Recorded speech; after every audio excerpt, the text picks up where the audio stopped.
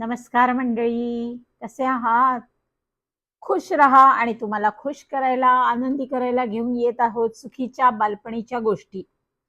आता प्रत्येक मूल लहान असताना, शाळेत जे शिकत असताना गृहपाठ आणि मुलाचं वर्तन याचा संबंध येतोच. कधी ना कधी असे दिवस येतात की मुलांनी गृहपाठ केला नसतो. सुखीवर सुद्धा तो प्रसंग ओढवलाय आणि सुखीने त्याला कसं तोंड दिलंय ते आपण बघणार आहोत आजच्या गोष्टीमध्ये. आजच्या बालकथेचं नाव आहे मुख्य नद्या. आता सुखी काय सांगतो की कालच त्याच्या लक्षात आलं की कुठल्याही परिस्थितीमध्ये गृहपाठ केलाच पाहिजे, कायदा आहे तो, आणि तो जर मोडला तर भलती भलती संकट येतात. उदाहरणार्थ असं काय झालं तर सुखीच्या बाबतीत सुखी काय सांगतो, काल मला गृहपाठ करणं जमलं नाही. एक कविता पाठ करायची होती आणि जगातल्या सर्वात मोठ्या नद्यांची, सगळ्या देशातल्या मोठ्या नद्यांची नावं पाठ करायची होती. आता हा गृहपाठ दिला तर होता, पण मी गृहपाठ करण्याऐवजी पतंग उडवण्यामध्ये गुंग झालो. अंतराळामध्ये मला पतंग पाठवायची होती आणि इतकी इच्छा होती मला की काही करून आज माझी पतंग वरती गेलीच पाहिजे. पण काय, पतंगीची शेपूट लहान असल्यामुळे ती नुसतीच गोल गोल गिरक्या घेत होती आणि भोवऱ्यासारखी फिरत होती. आता मला असं वाटलं की दोरा कमी पडत असेल. मग मी घरात गेलो, सगळीकडे शोधाशोध केली आणि आईचा होता नव्हता तेवढा शिवणयंत्राचा सुद्धा दोरा काढून दोरा वाढवला. पण हे देवा, दोरा सुद्धा कमी पडला, पण पतंग जेमतेम पहिल्या मजल्याच्या खिडकीपर्यंतच उडाला आणि अंतराळ तर कितीतरी दूर राहिलं. त्या पतंगाला अंतराळात पाठवण्याच्या नादात जगातल्या सगळ्या गोष्टींचा मला विसर पडला. इतकं मी खेळामध्ये गुंग झालो होतो. गृहपाठ अजिबात डोक्यातनं निघूनच गेला. आता पुढे असे आढळलं की स्वतःची कामं मुळीच विसरून चालत नाही, कारण अशा विसरण्यापायी प्रचंड अनर्थ ओढवतात. सकाळी काय झालं इथपासून सुरुवात आहे की मी जास्त वेळ झोपलो. जेव्हा उठलो तेव्हा शाळेच्या तयारीला इतका कमी वेळ उरला होता. आता कसं करायचं?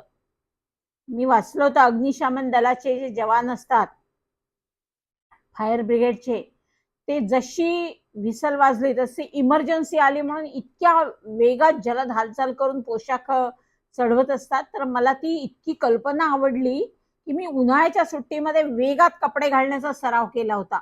म्हणून बरं झालं मी तोच सराव माझ्या कामी आला. घड्याळ बघितलं आणि बंबवाल्यांसारखे भराभरा भराभरा कपडे घातले.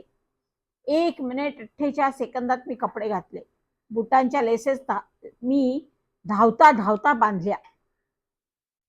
एकूण शाळेत मी वेळेवर पोचलो. वर्गात सुद्धा आमच्या वर्ग शिक्षिका गोरेबाई त्यांच्या आधी 1 सेकंद आधी दाखल झालो. म्हणजे कसं झालं पहा की त्या कॉरिडॉर मध्ये मधून हातात कॅटलॉग घेऊन शांतपणे चालत होत्या, डोलत डोलत. आणि त्यावेळी मी डबे ठेवायचं जे रॅक असतं त्या स्टँड पासून धूम ठोकत वर्गामध्ये शिरलो. त्यांना मी वर्गापासून अवघ्या 5 पावलावर असताना मागे टाकलं आणि वर्गात घुसलो. त्यांच्या आधी 1.5 सेकंदाने मी शर्यत जिंकली होती. त्या वर्गात आल्या तोवर माझी पुस्तकं सुद्धा डेस्कवर होती. जणू काही विशेष घडलंच नाही अशा थाटात मी सिद्धू जवळ बसलो. पण गोरेबाई वर्गात येतात आम्ही सगळे उठून उभे राहिलो आणि 1 7 नमस्ते असं म्हटलं. मी तर सर्वात मोठ्यांना नमस्ते म्हटलं. किती मी नम्र आहे ना हे त्यांना कळावं या हेतूने. पण त्यांनी या गोष्टीकडे मुळीच लक्ष दिलं नाही. उलट चालता चालता म्हणाला, सुखी इकडे ये, फळ्याजवळ जरा. माझा नूर एकदम उतरला, कारण मी गृहपाठ करायला विसरलो होतो ते मला आठवलं. माझ्या लाडक्या डेस्क पासून दूर होण्याची माझी मुळीच इच्छा नव्हती. माझ्या डेस्कला जणू मी चिकटलोच होतो. पण गोरेबाई मला घाई करू लागल्या. सुखी काय झालंय तुला? मी तुला हाक मारलेली ऐकलीस ना? मोठ्या जड अंतःकरणाने मी फळ्याजवळ गेलो. गोरेबाई म्हणाल्या, हा चल म्हण कविता. म्हणजे गृहपाठाला दिलेली कविता मला म्हणून दाखवायची होती, पण मला नेमका गृहपाठ काय होता ते सुद्धा आठवत नव्हतं. मग मी क्षणात विचार केला की कदाचित गोरेबाई सुद्धा गृहपाठ विसरले असतील, मी कोणती कविता म्हणत आहे हे त्यांच्या लक्षात येणार नाही. मी झोकात कविता म्हणू लागलो.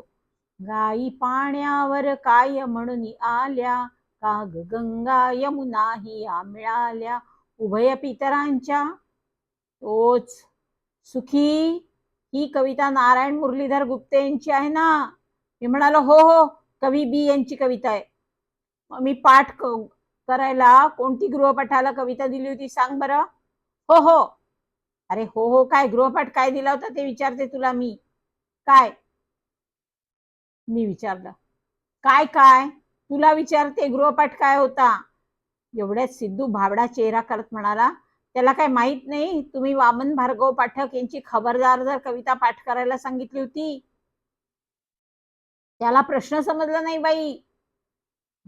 हा, याला म्हणतात खरा मित्र. सिद्धूने अतिशय चतुराईने मला उत्तर सांगितलं होतं आणि एव्हा ना गोरेबाई एकदम रागवल्या होत्या. सिद्धू, खबरदार जर त्याला कविता सांगशील तर.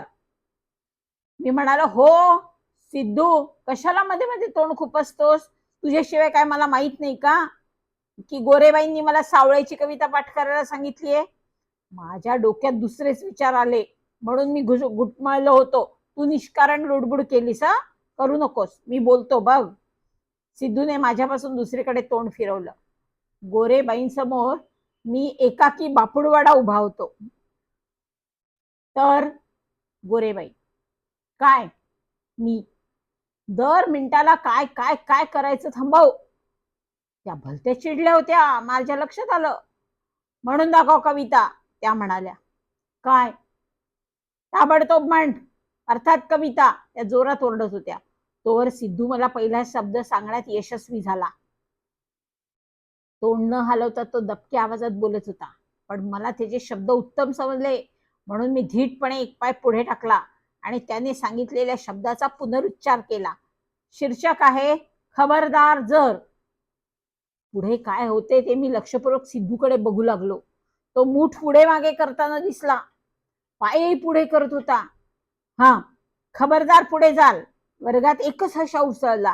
हे बघ सुखी, पुरे कर, उगाच प्रयत्न करू नकोस, नाही जमणार. फुका धडपडू नकोस. गोरेबाई म्हणाल्या. बर, पाठ्येतर वाचनाचं काय आठवतं तुला? काय रे मुलांना, काय सांगितलं होतं काल मी पाठ करायला? जगातल्या सर्व मुलं एका स्वरात म्हणाले. लांब आणि सर्वात मोठ्या नद्यांची नावं पाठ करायला सांगितली होती बाई. हा, मग सुखी तू पाठ केलीस? अर्थात मी नद्यांची नावे पाठ केली नव्हती काय, मी नद्याही विसरलो होतो पाठ करणं. या नतद्रष्ट पतंगाने माझं सर्व आयुष्य नसवलं होतं. हे गोरेबाईंकडे मी प्रामाणिकपणे कबूल करायचं ठरवलं की चला मग माझी सुटका होईल. पण काय, माझ्या तोंडून प्रत्यक्षात वेगळंच बाहेर पडलं अनपेक्षितपणे. पाठ केली बाई, प्रश्नच नाही. हा, पाठ केली तर मग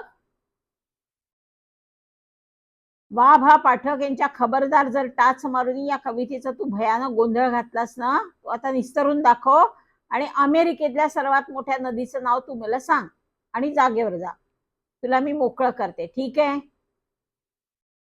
मला भलतंच मळमळायला लागलं, चक्क पोटात दुखायला लागलं. वर्गामध्ये आश्चर्यकारक पिन ड्रॉप शांतता पसरली. सर्वांचे डोळे माझ्यावर आणि मी छताकडे नजर एकटक बघत होतो की आता देवाला मी म्हणत होतो, देवा आता बहुतेक मी मरणार रे बाबा. मंडळी, परत भेटू. त्या क्षणाला मला दिसले की डाव्या रांगेतला नरेंद्र पवार वर्तमानपत्राची लांबच लांब पट्टी मला दाखवत होता. तो लांब होता पण त्या पट्टीवर मार्करने जाड अक्षरात काहीतरी लिहिलं होतं. मी ती अक्षर चोरून बघू लागलो आणि अखेरीस पहिला अर्धा शब्द मी वाचला. तेवढ्यात गोरेबाई पुन्हा म्हणाल्या, मग सांग आता अमेरिकेतली सर्वात मुख्य नदी कोणती, लवकर बोल. मला एकदम आत्मविश्वास वाटू लागला. मी एकदम म्हणालो, मिसिसिपी. यापुढे मी काही सांगत नाही. पुरे. डोळ्यामधून पाणी येतपर्यंत गोरेबाई हसल्या आणि तरी त्यांनी मला शेरा चक्क वाईट असा दिला.